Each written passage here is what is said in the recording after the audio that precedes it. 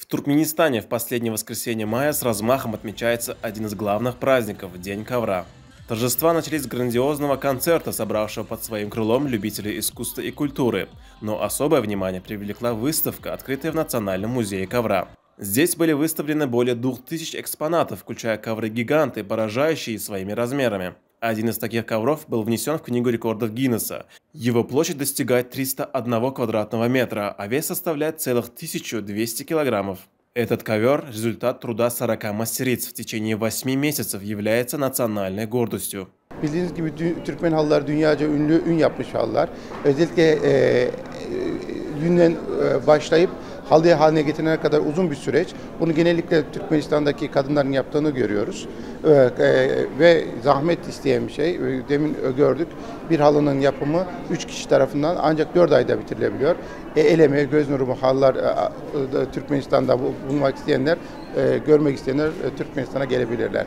Туркменские ковры известны на весь мир. Это древнее ремесло, часть нематериального культурного наследия ЮНЕСКО. Классический туркменский ковер темно-красного или коричневого цвета с черными линиями орнаментов. Различные кресты, ступенчатые пирамиды и зигзаги символизируют животных. Главная ценность – плотность ковра. Чтобы отметить значимость и увековечить труд мастериц, им присуждают государственные награды, а также присваивают почетное звание заслуженной коврощицы Туркменистана. Yeni mamalarımız halçılık fınotumusun neler, şuna yetiriptirler.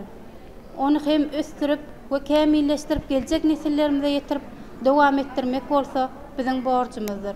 Kahraman arkadağımızın canlı rivayet ve arşın nefislik adlı kitapları biz halçıların yan kitabıdır.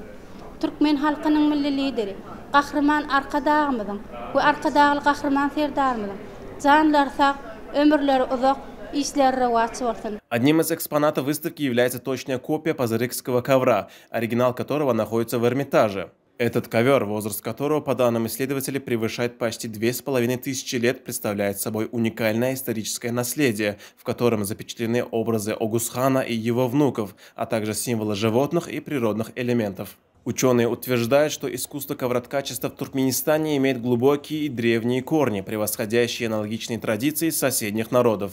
Найденные археологами старинные инструменты коврощиц, датированные с середины второго тысячелетия до нашей эры, свидетельствуют о древности этого искусства и его значимости для национальной культуры.